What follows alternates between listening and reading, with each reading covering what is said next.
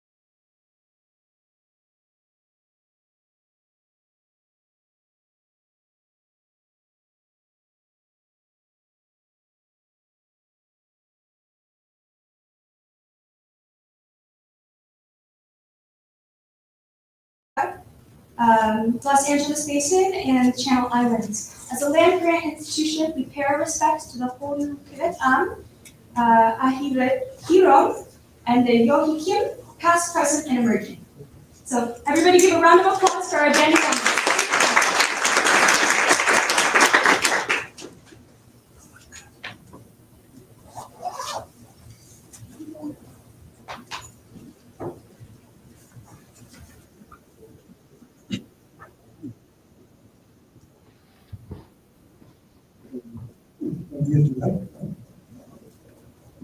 Greetings, family. I am Chuck Thomas Skokie, LC, and also Part Mayan. So I walk north and south in my spirit walk. And life is ceremony in this good way. I'm deeply, deeply humbled. And it's a privilege to be here with you today and for the next 4 days. Walking through the ceremony of bringing the world together in this good way. I brought my fan and think it'll be okay with those that are in charge. One of the things that we always do, most of us know this from our families and our people, is we always start with a prayer, a prayer, don't we? So, I have a little white sage here from California that my wife actually wrapped herself as it was sent to us by a good friend of ours.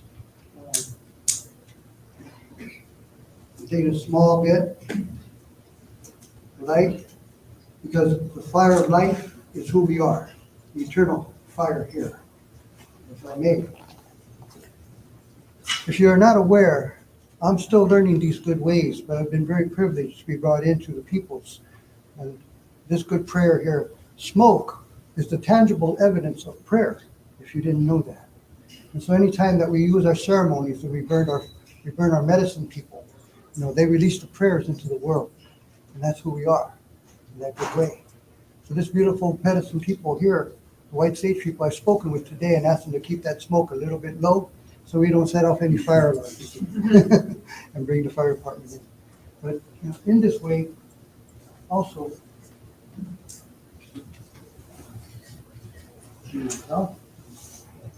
walk with Bear. I've been a Bruin since 1975 here, so I'm an alumni. And I didn't know I was walking with Bear until like 20 years ago. The Bear medicine has served me well. I fly with Eagle. I am also red-tail hawk people, Thunderbird clan, according to our peoples and their star peoples, in that good way. But in that prayer today, what I do is I come to you today in the heart place, in the sacred place of our hearts. If we can actually just take a breath together, okay? 1, 2, 3. Then exhale together. One more time.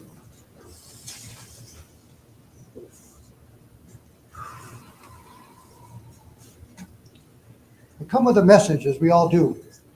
In this way, I've just returned from New York, the Indigenous Peoples Forum. Our prayer there today that I carry with me from them is that this is the decade where we do global peace building, to bring the world into peace in that place. Can you see this? Do you believe that we can bring our world into a peaceful place? You've asked to see it first in your heart. In all of my teachings, between that of what we call science and also the spirit, I've been told by the elders of both sides that when you can see something from here first, and you draw it into you, and it will come. We work so hard in our communities to have these things, to bring peace in our communities. And yet, why isn't there? Because many of us are still at war. We're still at war in here with ourselves. We're not ready to let go of the things that no longer serve us in this life. And in that way, it's time to let go. Philip Deere, who was the first medicine man of AIM, said, you cannot live this life traveling down the river of life in two canoes. What canoe are you in today? Are you in the peaceful canoe, or are you still in the war canoe? I ask you that you burn that war canoe now. Time to let go of these things. And it's a privilege, because those that have come today and those that are viewing us from around the world, that being the case, you're the choir. You carry the song of peace and love and bringing community together in this good way. And the winged ones, that's their prayer. The standing tall people outside you call trees. They've been carrying us in prayer for a long time. They've been giving us the forgiveness because we're cutting them down all over the world. And we need them to breathe. They're closer than blood relatives to us. Without oxygen, we can't breathe. Without the carbon dioxide to give them, they can't live. So we must learn to live together again. We must come into the circle of life from all the four directions. The prayer today is that we are growing peace within ourselves, to be the tree of life from within us. You are the tree of life. If you were born in the late 80s and the early 90s, Pete Jackson from the Gila River people said, you are the Blue Star children. We knew you were coming. We know that you're here in our sweat lodges, in our sun dances, in our vision quests. We know that you're here. We may not have met you. We don't know your name, but we know you're here.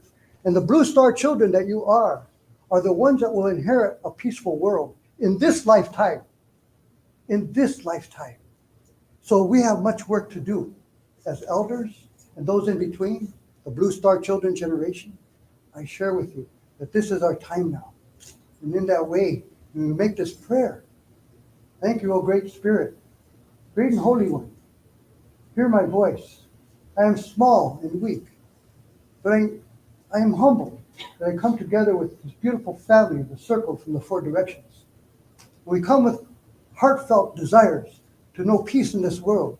And we must start within. Help us to let go of those things that we need to go so we can flow the river of life again in a good way. Honoring the people of this land, the Tongva, the Kish, even the Chumash people. These are my elders. These are my elders. As I walk with them, being born into foster care here in LA County, being raised in a Mexican-American family, and I have found my path, the red road. In this good way, we walk together now from all these things. And my family is now, I am the only one that's left. But now I adopt you as I was adopted in my foster care. I now adopt you as my family. Together we can do this. Together we can bring peace in the world. Together the peace building of people in New York at the forum said, we will declare a decade of peace.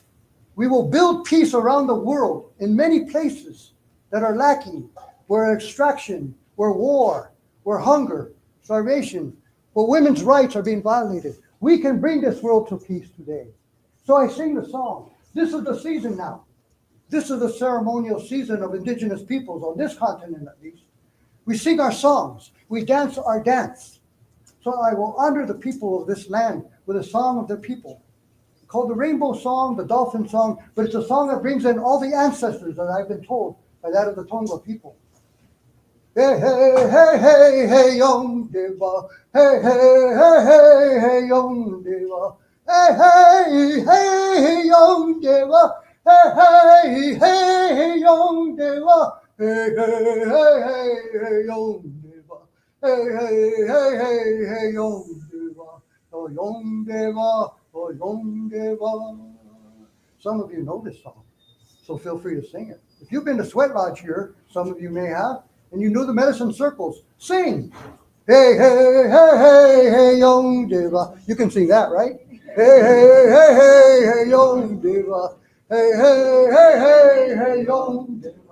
Hey, hey, hey, hey, Yom Deva. Hey, hey, hey, hey, Yom Deva. Hey, hey, hey, hey, Yom Deva. Hey, hey, hey, hey, Yom Deva.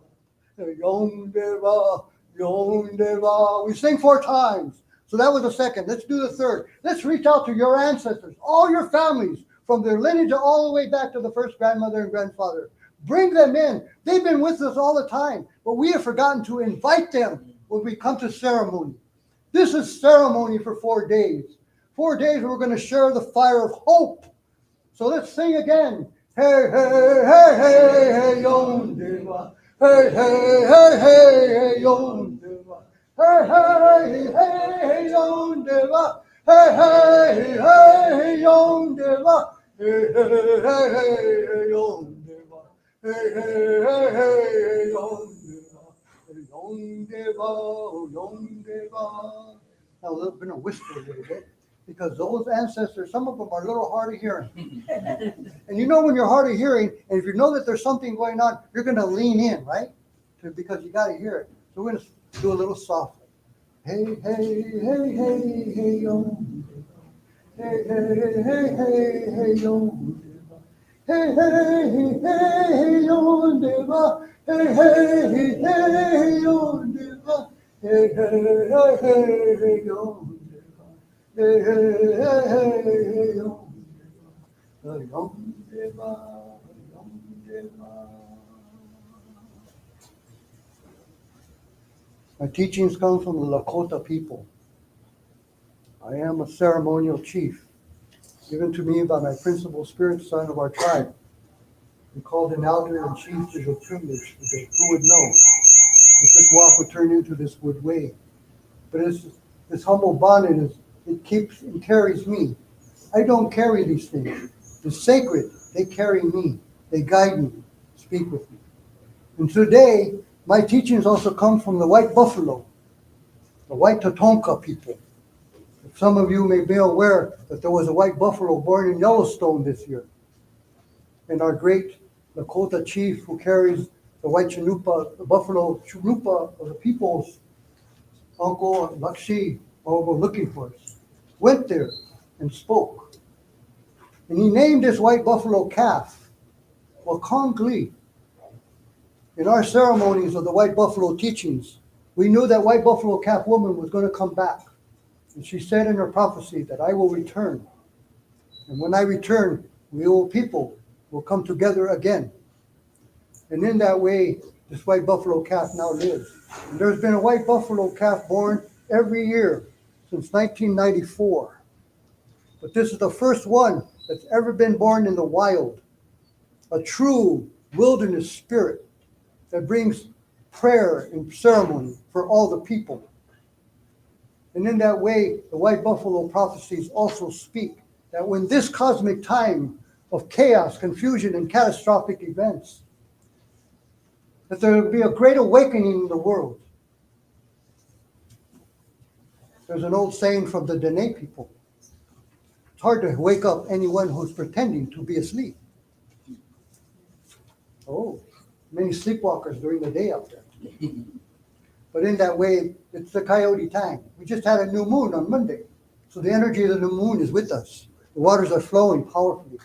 So in that way, but the white buffalo prophecy that I am here to also to share with you in the delivering of things is that the great healing in this world will occur through the sacred feminine, our women. And we all have that, even as men.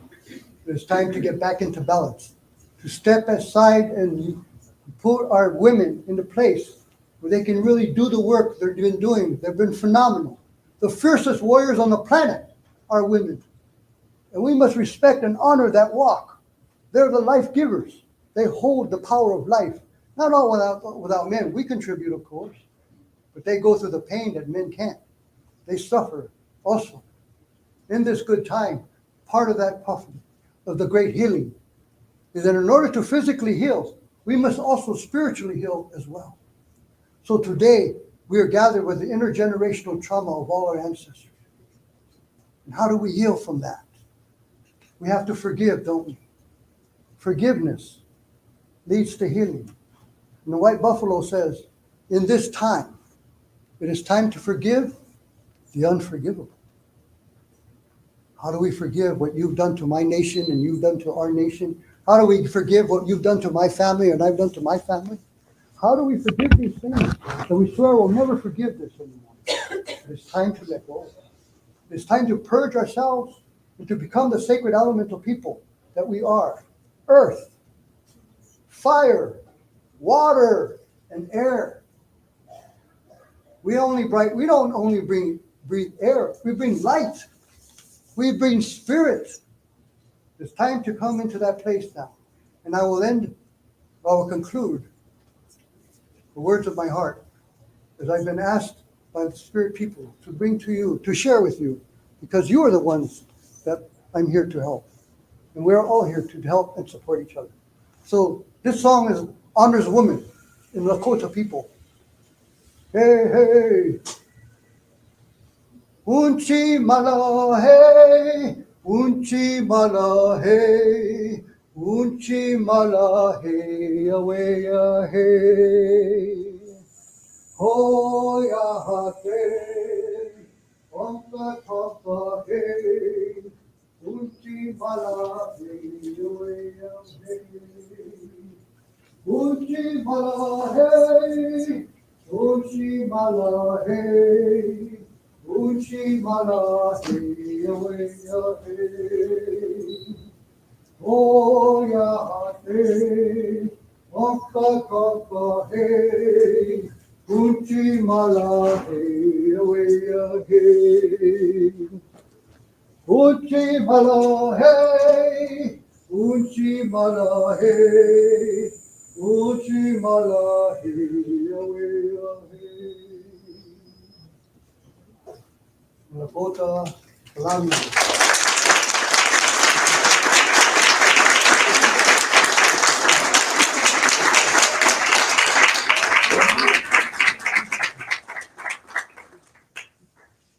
Please, everybody, that was so wonderful. Another round of applause to them.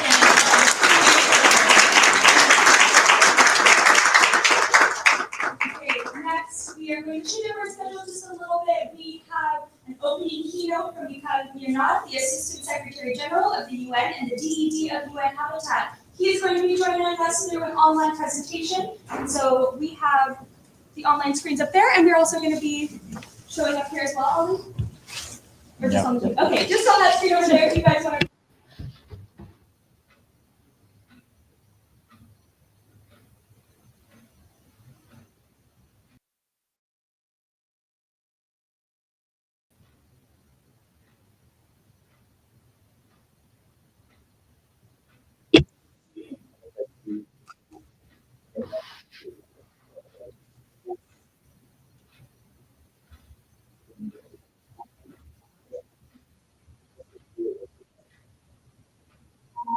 Mr. Millar, you now have the floor.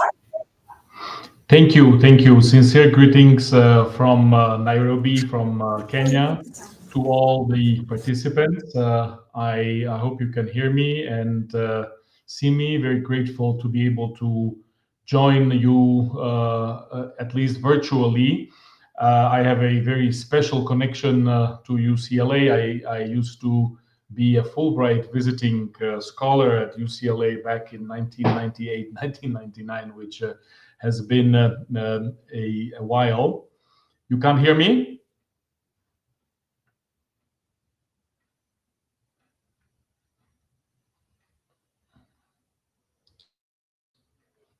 Can't figure it out. Maybe can we test it again? Can you hear me now?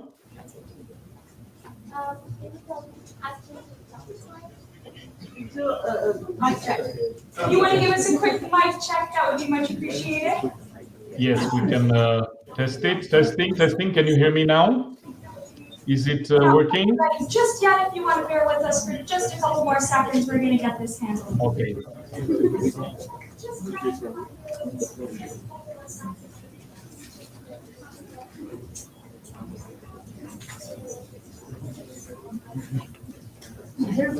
Okay, testing. Can you hear me now?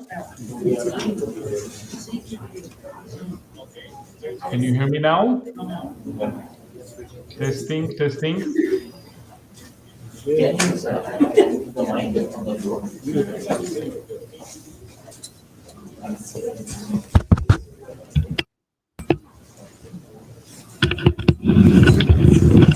you tell me the future of being trying to restructure his brother?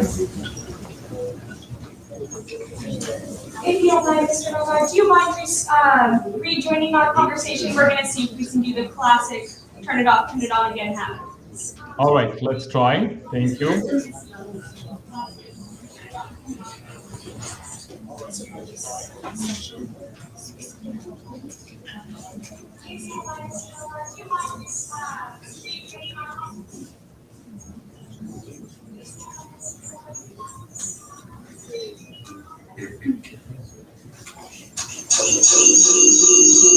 Okay. Mute the mic. Can you move it on the floor?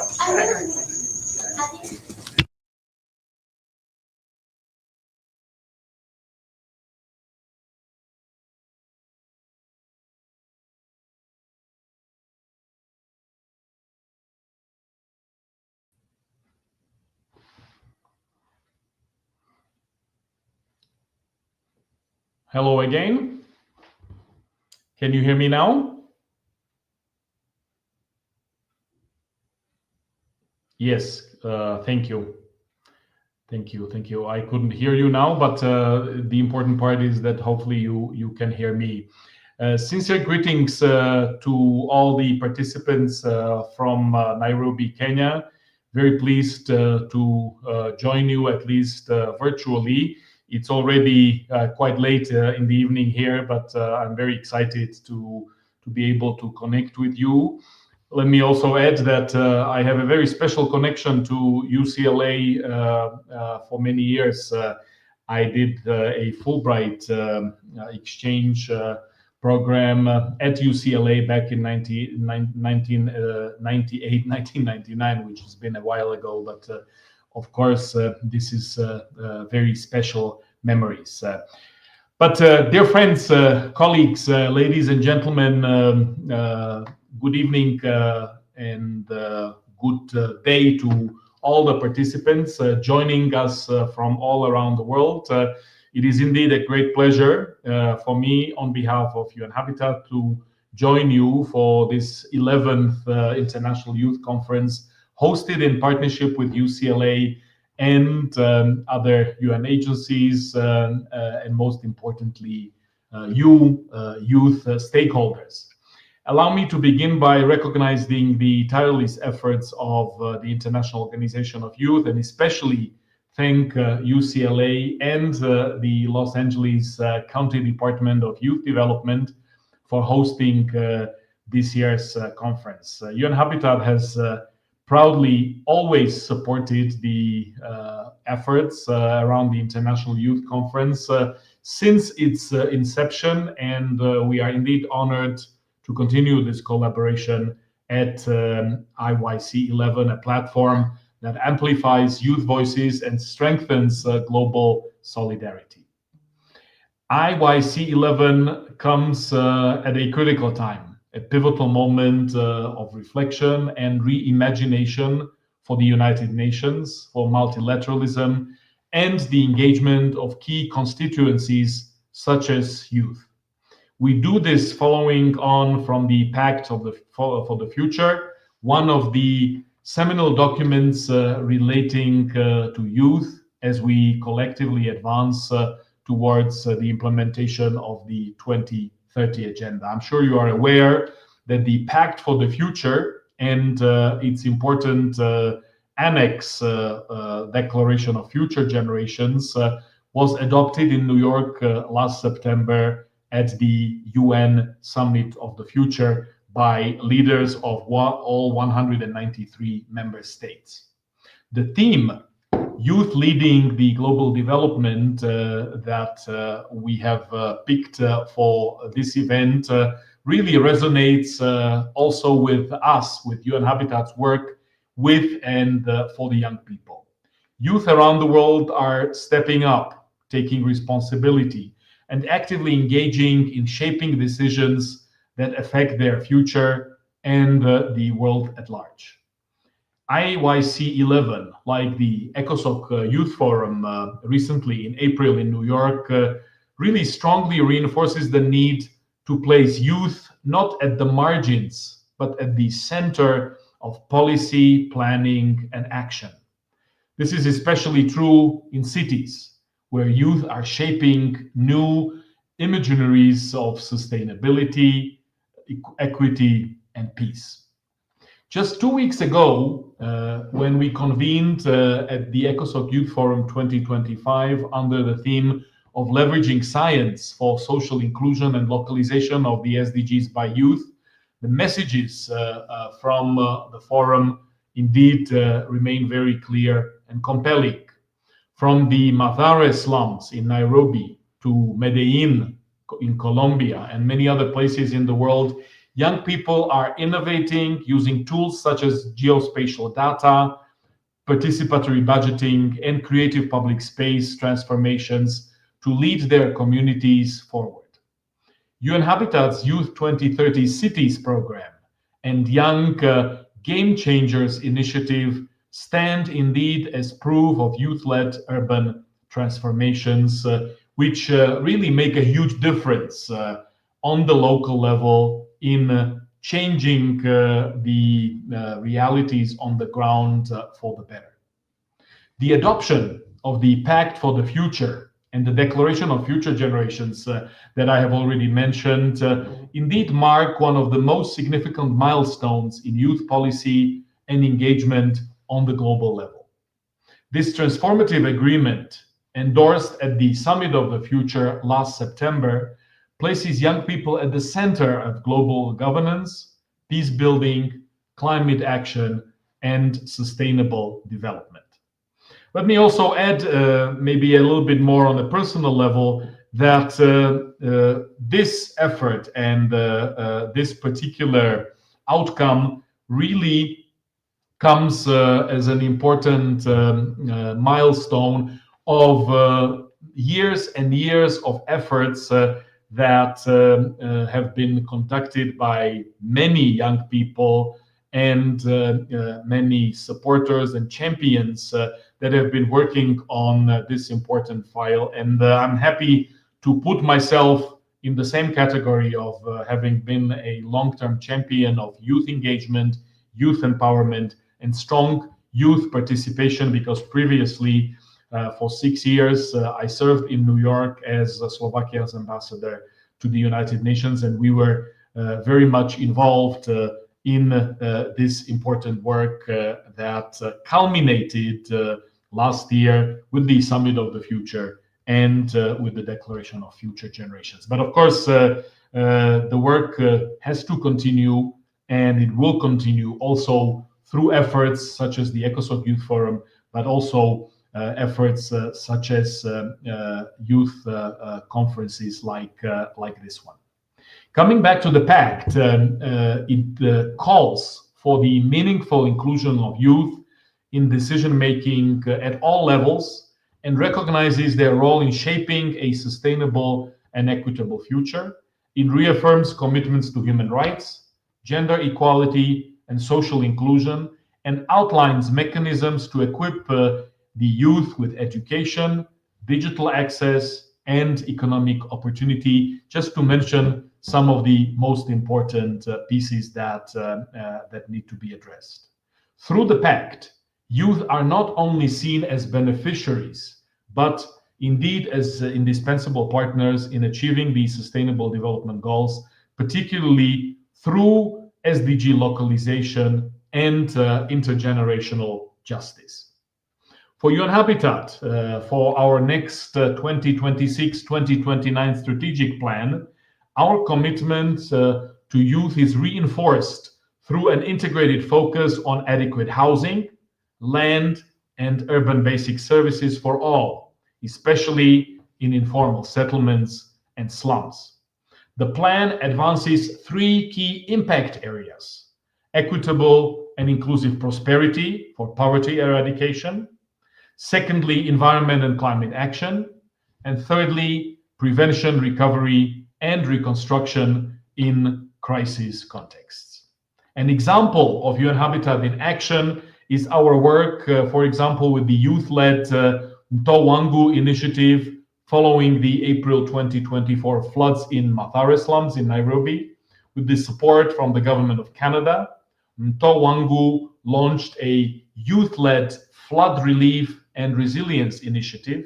The project focused on urgent support and long-term resilience, reaching about 150 vulnerable families in the informal settlement. Supported by Safrina Irungu, community leader and UN Habitat Youth Advisory member, the initiative combined data mapping, youth mobilization, and environmental action, and it showcases how youth leadership and community partnerships can drive inclusive and sustainable urban responses. As the conference unfolds today, I urge all of you, participants and partners, to transform this energy into sustained partnerships grounded in equity and guided by intergenerational collaboration. We look forward to welcoming as many of you as possible also to Nairobi for International Youth Day 2025, hosted by UN Habitat and the United Nations Department of Economic and Social Affairs, which will be dedicated to youth-led SDG localization, building on the momentum of this particular conference. And of course, for those of you who will not be able to join us in person, I'm sure you will be at least able to connect virtually, just like I did today.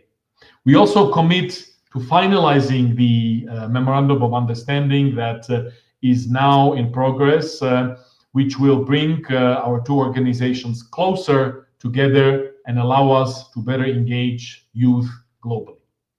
Ladies and gentlemen, dear friends, in conclusion, I just want to strongly highlight that youth are making the IYC11 more than an event. They are advancing a movement by claiming space, exercising responsibility, and contributing to the future of development.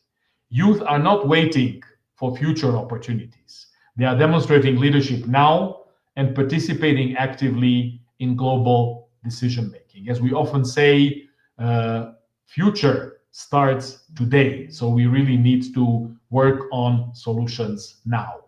At UN Habitat, we certainly continue standing with you, learning from you, and committing to walking beside you in building our cities and communities that are just, inclusive, and sustainable.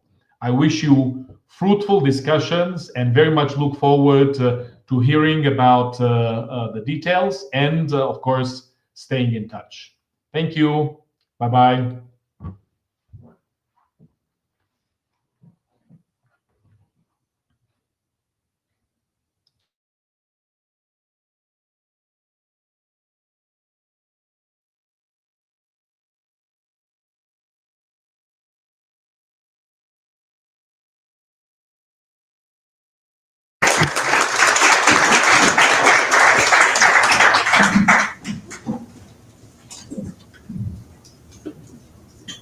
Wow, beautiful people. It's amazing to be here. And again, I want to thank Dan Flores for your blessings and your prayers for all of us. And I think we can all agree we're all going to be on that same canoe, rowing in that one direction we're going to go to. So thank you. Wow. Good afternoon, distinguished guests, friends, family. here on this beautiful UCLA campus and those around the world tuning in virtually. I'm Paco Retana, and I'm here by way of my mother, Rosa Retana, who was from Mexico, and by way of my father from Costa Rica, Jose Retana, and they are both earned their wings and are dancing together with our ancestors. So I miss you, both of you. You are compassionate warriors and leaders who lead with gratitude, resilience, and purpose. We are part of a movement to expand our village with love and gratitude. You are all sacred. It is an incredible honor to stand here before you today as we gather to celebrate the strength, resilience, and vision of our communities and beyond. A World Summit for Social Development. Amazing. As we come together, we are reminded of the bonds that tie us to one another in this sacred space, but also as torchbearers of a proud culture and history that unites our humanity. Today, we are amidst the backdrop of significant challenges. The devastating fires that have scorched parts of California have tested the resilience of communities and underscored the importance of collective action. The shortage of healthcare and mental health workers in rural and urban settings creates dangerous barriers to access to care for both medical and mental health services, exacerbating poor health outcomes in marginalized communities. Our housing crisis, due to the fundamental issues of the supply of affordable homes, is not keeping pace with the growing demand.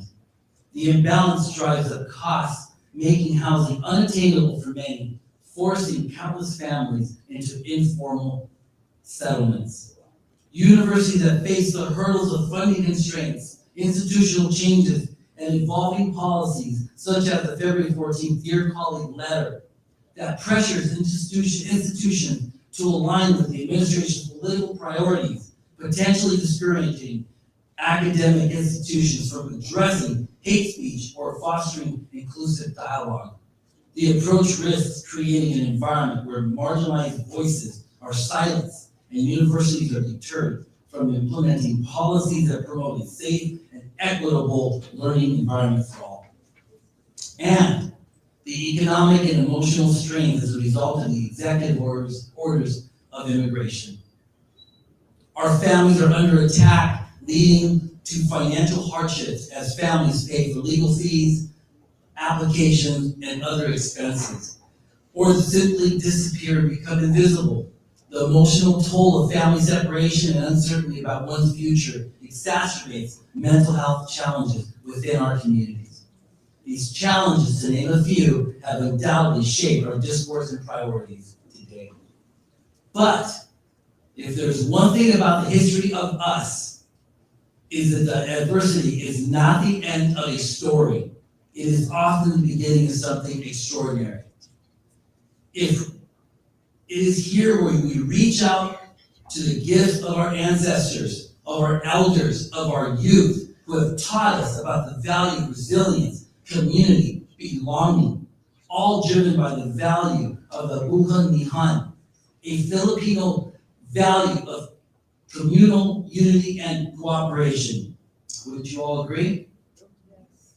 Recently, and I was with an LA spiritual advisor, spiritual advisor who passed on his teachings to me about one who feels isolated and we find ourselves in darkness. We have often been there, or we know someone who's been in this darkness, where we look for a light, someone to shed a light to us. Well, what he taught me was that you think of yourself as a seed that is planted in the soil by your family, community, and ancestors to transform you to an abundance of purpose and hope. An unyielding belief in a brighter tomorrow, your North Star, our North Star. You see, hope is built on relationships like mentorships, where people with enormous hearts, like all of us here, guide the next generation to embrace their full potential. It is found in the collective commitment to honoring the wisdom of our elders and amplifying the stories of our heritage. By fostering connections between generations, we ensure that the richness of your beautiful culture thrives in every classroom, boardroom, church, community you all we all touch.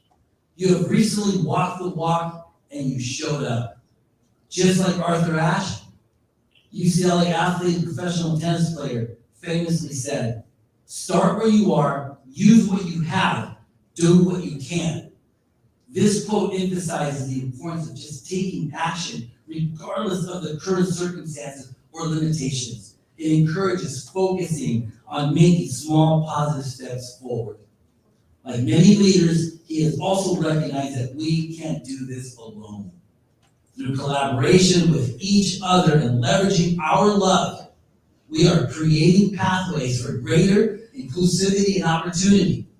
Our collective efforts remind us that excellence is not in isolation, but through a shared vision of empowerment, healing, and transformation. The insights of empowering youth to lead social transformation effectively is critical. Your strategic plan with strategies that lie at the heart of resilient and thriving communities is to support community wellness and mental health services. These services are more than just programs or interventions. They are lifelines, beacons of hope, and catalysts for change in the lives of children, youth, and our families. Empowering youth to drive social transformation through wellness and health begins with recognizing their immense potential as catalysts for change. When we invest in the holistic well-being of young people, we are not just nurturing individuals, we are shaping leaders, visionaries, and change makers who will redefine our communities and the world. Health and wellness are the foundations of empowerment. A healthy mind, body, and heart, mente, cuerpo, y corazón, allow youth to dream boldly, act courageously, and persevere in the face of challenges. By fostering resilience, self-esteem, coping skills, we equip them with turning obstacles into opportunities and adversity into strength. Social transformation is most powerful when it is inclusive and driven by those closest to the issues, those with lived experience. With the energy, creativity, and fresh perspectives have the power to dismantle barriers, inspire collective action, and build a future rooted in equity and justice. When we empower them with the tools of wellness, mental, physical, and emotional health, we amplify their ability to lead transformative change. As you consider practical strategies of fostering intergenerational collaboration and inclusivity in policymaking for mental health services, make sure to address the complex needs of children, youth, and families and communities. It is important to adopt socially integrated service models. These models are designed to focus on the whole child from infancy to young adulthood and across the lifespan, while also supporting the family and the larger community ecosystem. By blending community, responsive evidence-based clinical practices with holistic, culturally respectful approaches, we can create an environment where all individuals feel seen, supported, and empowered. They are visible. Verna Myers talks about the importance of creating an environment where everyone feels valued and actively engaged. A quote from her: diversity is being invited to the party, inclusion is being asked to dance. So let's turn to our neighbor, let's dance together. Let's remind ourselves and young people around the world, your health is your power, your voice, your strength, and your actions are the seeds of a better tomorrow. Together we can create a world where wellness fuels progress and where every young person can thrive and inspire. Together we are not building hope, we are embodying it. As we move forward, let us continue to inspire, mentor, and uplift, ensuring our family, our community, our story, our legacy is united, impactful, and thriving. And I promise our communities will thrive, endure. Let's continue to tell our story, our collective story. In these times, the heart of any community is leaders, and yours is no exception. Across the city, state, and beyond, members of your collective have stepped forward, not just to respond to disasters, but to rebuild lives, provide comfort, and restore hope. It is fitting, therefore, to recognize the countless individuals who have made significant contributions to your neighborhoods, schools, and professional spaces. These unsung heroes, sheroes, theros, embody the Emoja spirit, our shared value of communal unity. Through your actions, you gift us that healing is not a solitary endeavor. It is rooted in solidarity, compassion, and the willingness to serve. Lastly, I want to highlight the importance of fellowship. In a world that often feels so divided, we are all here as a testament to the power of connection and shared purpose. Through your shared experiences, you have built a foundation of trust, support, and mutual respect. Let us continue to nurture this fellowship, recognizing your strength is our strength. En la que tú eres mi otro yo, you are my other me. This powerful energy lies not just in the individual successes, but in our collective achievements. As I close, I leave you with this call to action. Let us honor the legacy of those who came before us by forging a brighter future for those who will come after us. Let us be the mentors, the advocates, and leaders of our community needs. Let's stand together with love and gratitude. Valerie Cower message centers on the idea that love is not passive but active, requiring courage, persistence, and action to create a more inclusive and equitable world. She says, in quotes, revolutionary love is the call of our times. As change makers and champions of our culture, it is time for that revolutionary love. That commitment to empathy, listening with your heart, and solidarity across divides. The challenges before us are significant, but so are opportunities. Together we can rise above adversity, celebrate our shared values, and ensure that your legacy continues to shine brightly for generations to come. Ashe, Aho, Palabra, blessings. Thank you.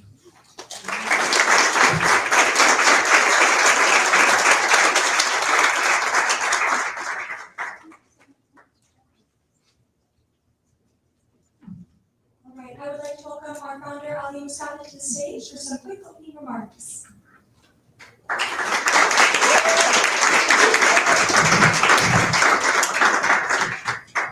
Thank you, Luna.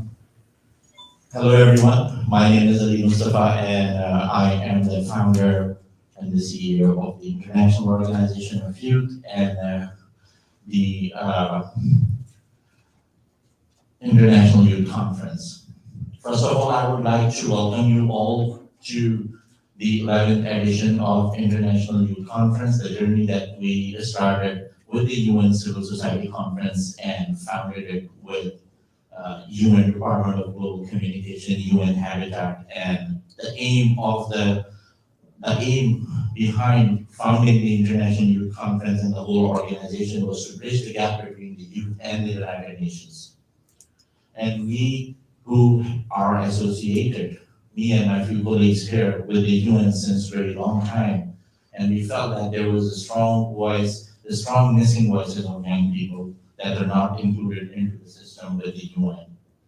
And with this platform, we are successfully able to do that.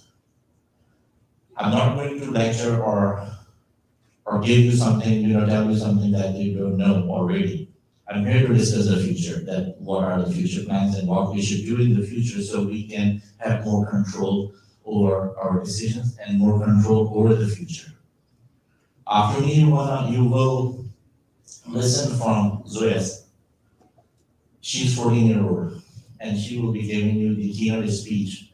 And the reason she's here giving the speech is that because we want to hear from her and her generation that what the future should look like and what we should do moving forward, especially when the people like me and other people like Nicole Miller and Paco who are into policy making spaces where we are actively making policy. We want to hear from her and her generation that moving forward in 50 years from now, what the world should look like, how peaceful it should be, how sustainable it should be, and what kind of a world they want to live in, and what kind of a legacy we want to leave behind for the generation which Zoya belongs to.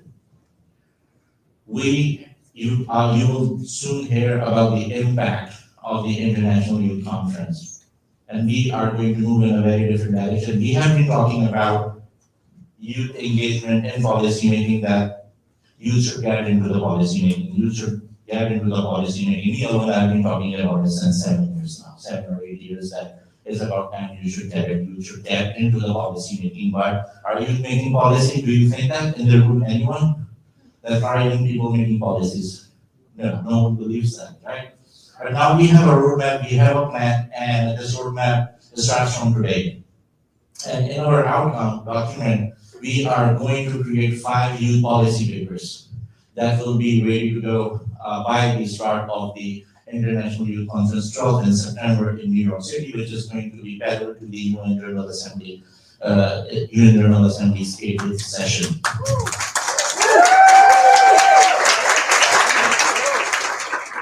Most importantly, those 5 policy papers will not depend on any ecosystem that already exists. We have our own ecosystem. For example, International Youth Conference exists in 186 countries at the moment. And we have delegates in 186 countries. We are starting our campus chapters. We are extending our reach into opening the urban hubs of the International Organization of Youth. Right now, the International Youth Conference 11's registrations alone stand for 41,108 people that have registered to attend online and in person. This is the resource we have. This is just, I'm giving the stats of this International Youth Conference 11. Soon after, when this conference ends, the team will get into the work of creating 5 policy papers on 5 different subjects.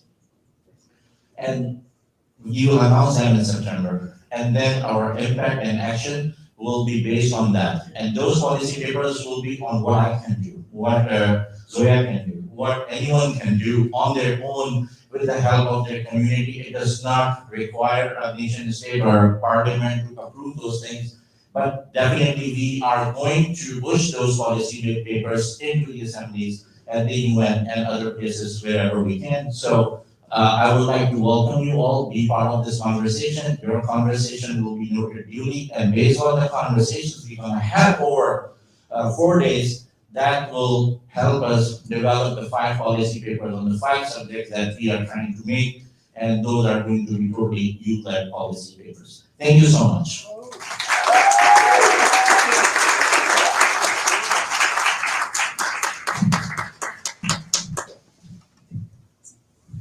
I'd like to welcome Consul General Giddings for a couple brief remarks about youth empowerment.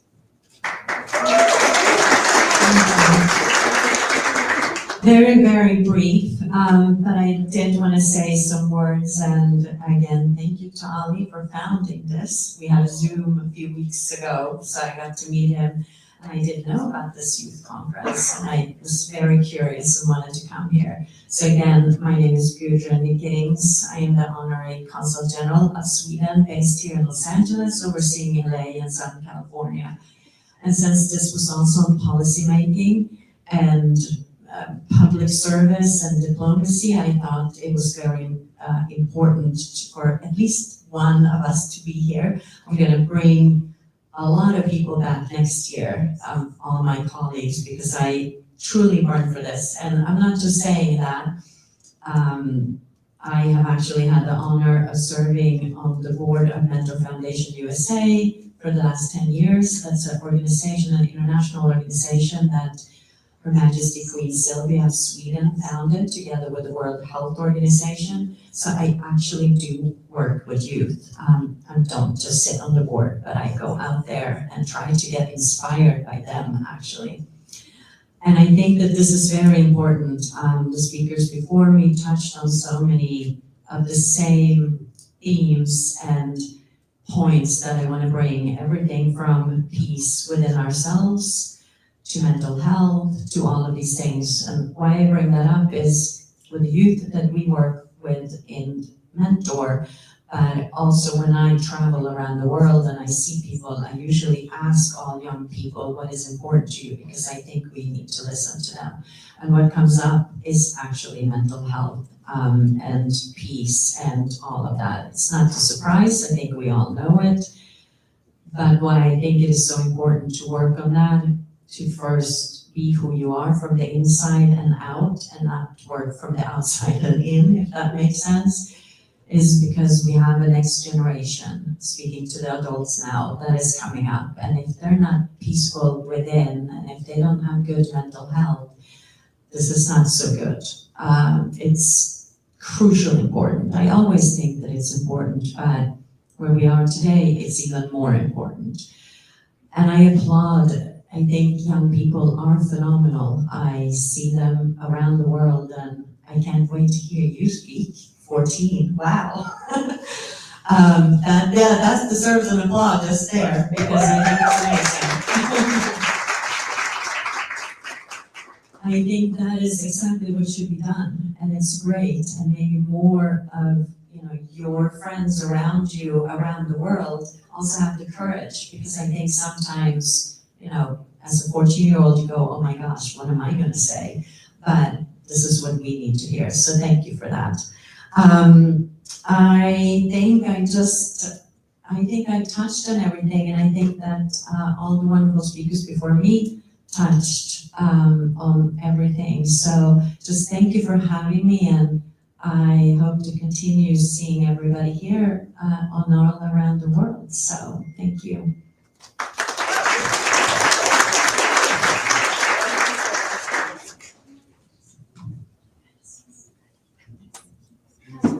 We're honored to welcome Zoya Kalinski for a youth mission address.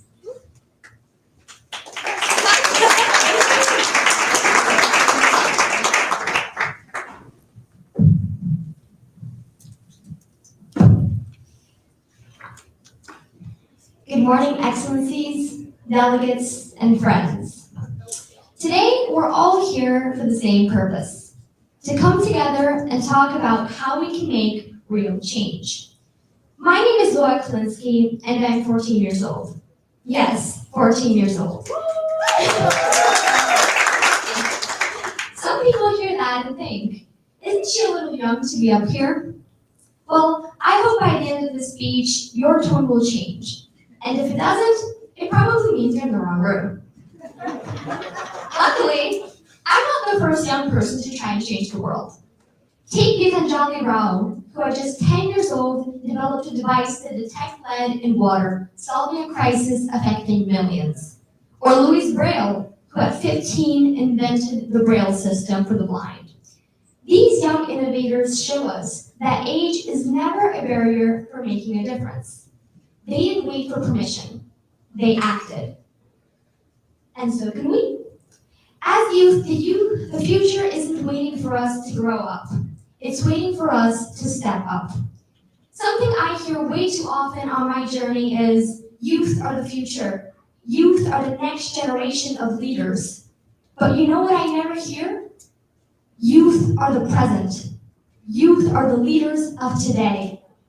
For far too long, the world has treated us like placeholders, like we're just standing in line, waiting for leadership 20 or 30 years from now.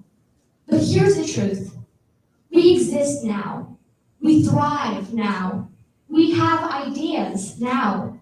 And that means we should have a seat at the table now. We need to start changing the world on our terms, with our voices, our ideas. They call us the future, but the future is already here, and it's us. But why is it so important to have youth in decision-making spaces? The answer is because the world is facing challenges that cannot wait for the next generation to be solved. Climate change is not waiting. Inequality is not waiting. Conflicts aren't waiting. So why should we? This burden to change is on my shoulders just as much as it is on all of yours.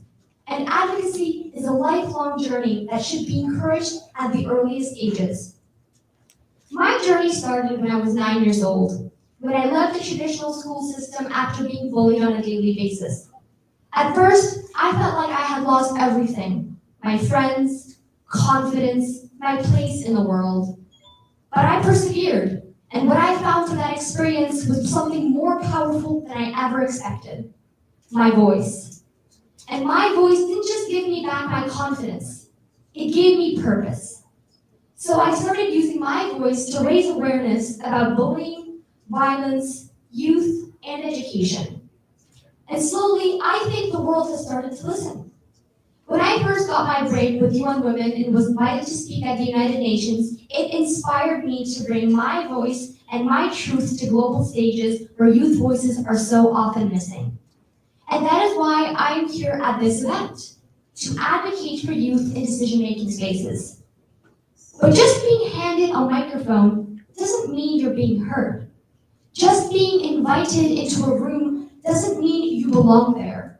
And just being welcomed into someone else's space doesn't mean that space was built for you.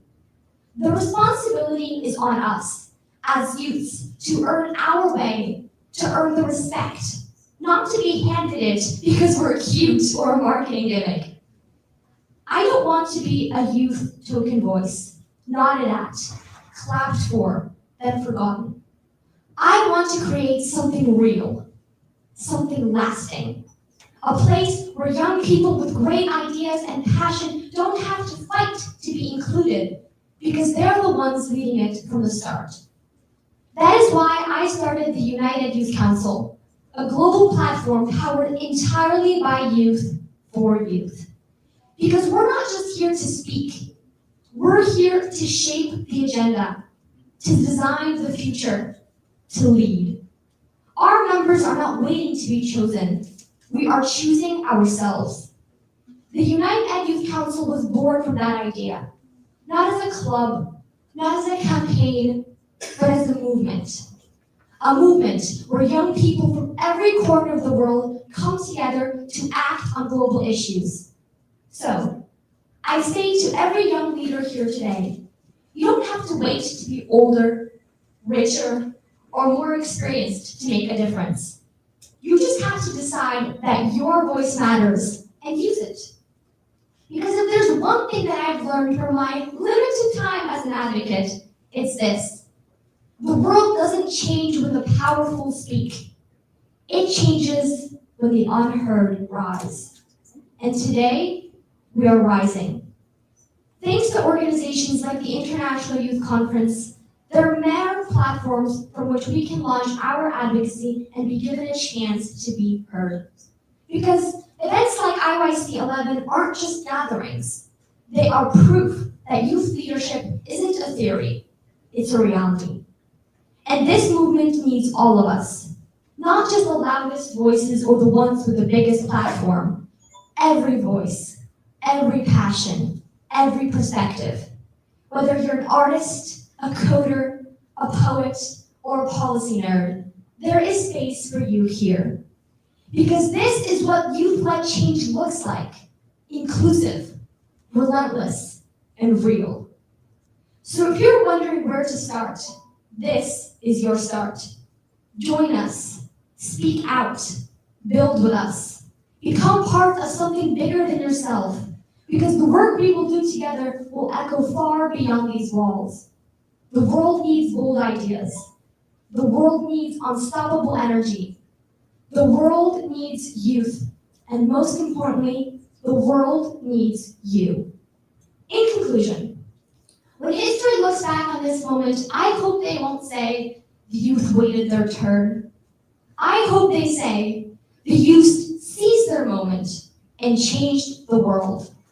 So my challenge to every young leader in this room and listening online is simple. Don't wait for permission. Don't wait for the perfect opportunity. Don't wait for someone to hand you a platform. Be the platform. Lastly, to all the adults in the room, don't expect us to wait, because if we don't get a seat at your table, we will just have to build our own. Thank you.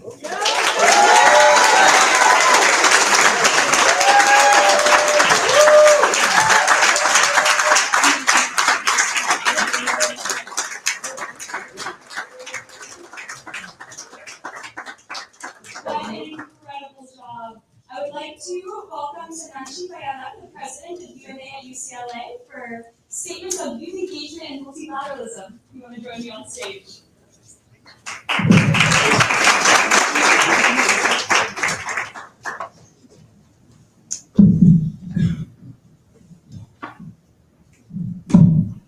Wow, wasn't that an incredible speech? I had such a good time listening to it, and I would echo everything that Zoya just said. So hello everyone, I'm so honored to be here today to welcome you all to the International Youth Conference. I'm Sananshi, and I'm the president of the United Nations Association at UCLA. We are a group of really passionate young individuals who want to change the world, as corny as it sounds. And I work with a powerhouse of brilliant diplomats, dreamers, and doers who believe that the simple but radical idea of youth-led change can bring tangible difference. And that's exactly what IYC11 stands for. I remember when we first partnered with IYC, it was with one purpose in mind: to put youth at the heart of global governance. Not someday, not symbolically, but right now and right here. And every speaker before me has said this, that youth doesn't need to wait for the future, because the future is now. It's happening in the present. And 6 months ago, when I asked Ali if we could begin an internship program for our passionate, driven future diplomats, I was surprised to see such an enthusiastic outpour of support. IYC truly provided a springboard for our student leaders to venture into the arena and empower them with tangible skills that they will take on and use and leverage in the future and in their careers, but also in their lives. For me, that is the true essence of this conference. Let's zoom out for a moment, beyond this campus, beyond this room, to the global moment we're living in. Everybody who knows me knows I bring this up in almost every single conversation, but Nobel laureates Asimov and Robinson, in their really critically acclaimed book, Why Nations Fail, brought up a really interesting insight, that it is not geography or resources or the geopolitical standing of a nation that makes it successful. It is the strength of its institutions. And in the current atmosphere that we're living in, we can see that our institutions are being threatened, not in cases of war, but also in cases of peace. Inclusive institutions, those that empower people broadly, are what makes nations succeed. And what could be more inclusive, more hopeful than 40,000 young people coming together, joining hands from across the oceans, coming from different backgrounds, different stories, and co-authoring a future together that will have tangible effects by having representation as a human itself. IYC is more than an event. It's a platform. It's a message. That youth are not just the voice of tomorrow, we are the voice of today. And it reminds me of the saying that the medium is the message. So as you are all present here, please leverage this medium and make sure that you contribute everything that you have so that you can be a part of this collective consciousness towards a more transformative and peaceful world. At UNA USA, we have believed that, and especially at UCLA in our organization, we have mock UN resolutions and we launched grassroots campaign for UN SDGs. And they have showed us just how much power young people have if we are trusted with responsibility. So you already have your qualms about my generation. Yes, Gen Z has got a rep when it comes to work ethic, but let me tell you how far this is from the truth. Ali, Kelly, please vouch for me on this. Putting on a global conference is not easy. It takes vision, courage, 3-hour Zoom meetings on Saturday mornings, and insane amounts of caffeine, more than they'd like to admit. But they did it. So shout out to my UNA team who are in this room here today.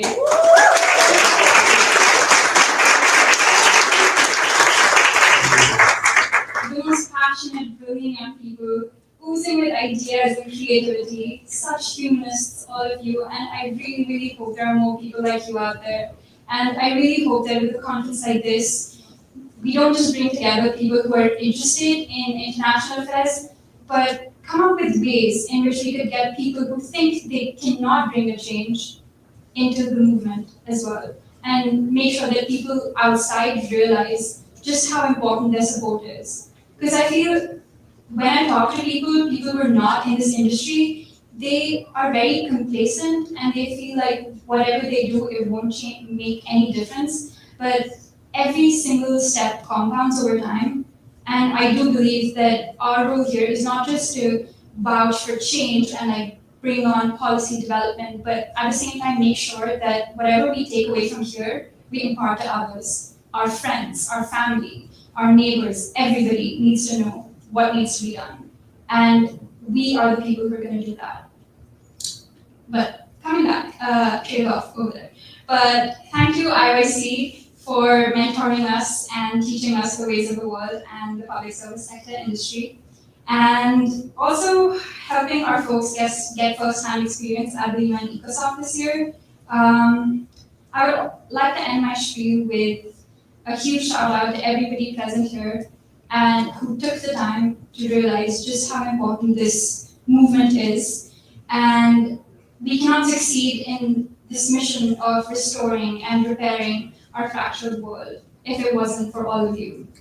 And I would just like to end my speech with the fact that this is our world, and if we are the future of the world, wouldn't we want to say in what that future looks like?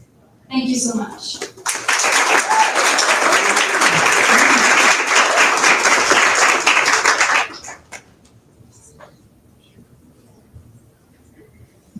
All right, I would like to invite Hector Valencia, the co-director of the School of Social Work here at UCLA and advisor for the International Youth Conference.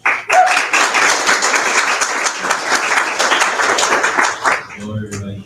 As was mentioned, my name is Hector Valencia. I'm part of the Active faculty at UCLA and also the co-director for the School of Social Work program in our department. So I come out of the Department of Social Welfare. I'm very fortunate to be part of Luskin and a part of this partnership that we have with the International Youth Conference. Within the Luskin School of Public Affairs, we have urban planning, public policy, and social welfare. And the hope is really in the work that we do that we're constantly imagining different ways and progressive ways to change the world in a positive way. So I just want to say thank you for the partnership that we have with the IYC and the hopefully continued partnership that we do in the future. And I also want to thank the youth for allowing an old person like myself to be part of your vision. And hopefully we can work together to make this world a better place. Thank you.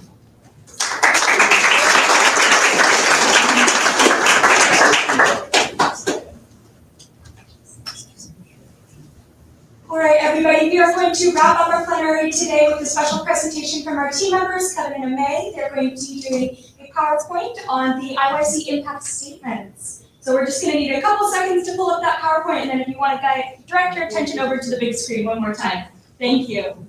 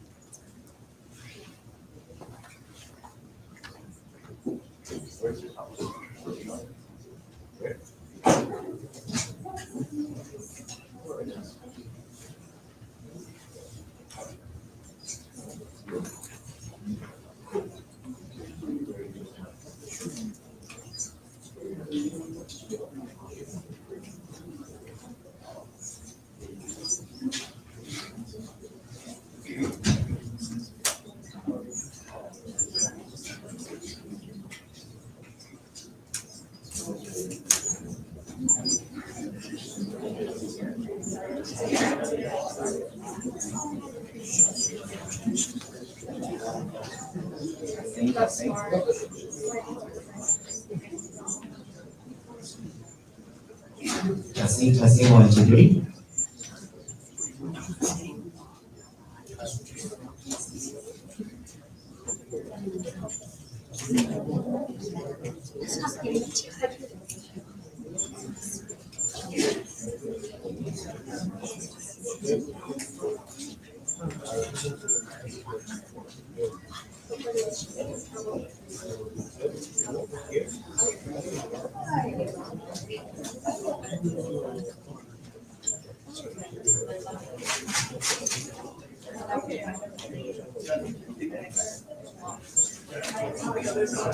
All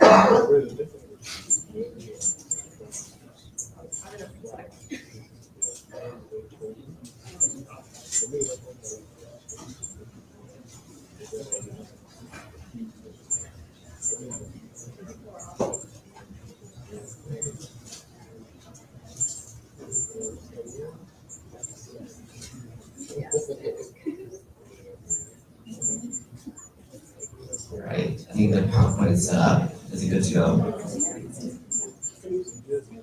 Yeah. All right, thank you, tech team. Love online conferences. Hi everyone, my name is Kevin Lunar-Win. All right, we'll be starting our presentation. All right, so hi, I am a full-time mental health therapist, but for today, this weekend, I am one of your conference directors. I'm also a Gen Z. Yes, double Bruin also. I think I graduated from also at UC Western School. And so I'm really proud to be here with all of y'all. We have an amazing conference coming up. And so I'll keep it brief. I know we're also behind time. But yeah, I am also here presenting with my good friend and colleague, Dr. Amay Singh, who is also the program manager for the organization as well. Next slide. So we'll be presenting on impact projects and their top 3 impact projects in particular. But first, you probably would want to know what is an impact team. So within the organization, I run a team in which we are able to evaluate the outcomes of our conferences. One of which is that we hope that when attendees go to our conferences, that they are able to take away lessons learned, and they are able to implement actions such as spreading awareness, doing workshops, doing community volunteer events, etc. And so as we want folks to learn from the conference and apply something tangible to their local communities, we have our impact projects. So next slide. So for these impact projects, there will be a focus on our last conference. So the last conference was IYC11 in September. It was held in New York, coinciding with the UN General Assembly Summit of the Future. And through Summit of the Future, there is also the Pact of the Future, and we mirrored our conference through the Pact items through there. You can see the stats on the slide. Because of interest of time, you can also see it on our website. So I'll move it along. Next slide. For this cycle, we have had 164 projects submitted to us, and so our team were able to diligently look through all of them. We were able to gather the data, and we do have over 40. We have 45 countries represented and over 122 cities that we were able to record. And volunteer-wise, we were able to record approximately 18,000 volunteers, approximately 1 million directly impacted, and approximately 2.5 million indirectly impacted. And you can see a list of countries listed below. And we'll be doing the presentation separately on a more fuller scale later in the conference. So at least for now, we have had an amazing impact team member, Hirami Kala, who has made a video with a compilation of all our projects. So next slide.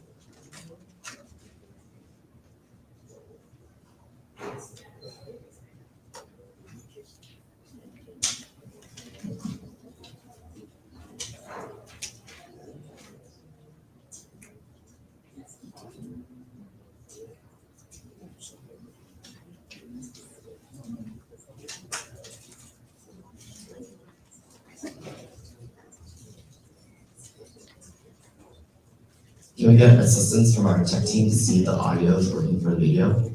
Thank you.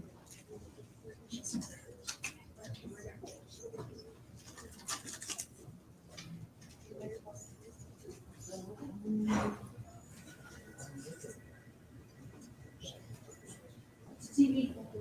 Yeah, it's the TV is on there. Yeah, it was a remote.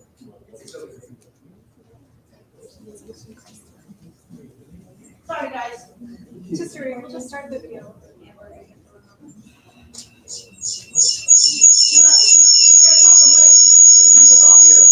No, that mic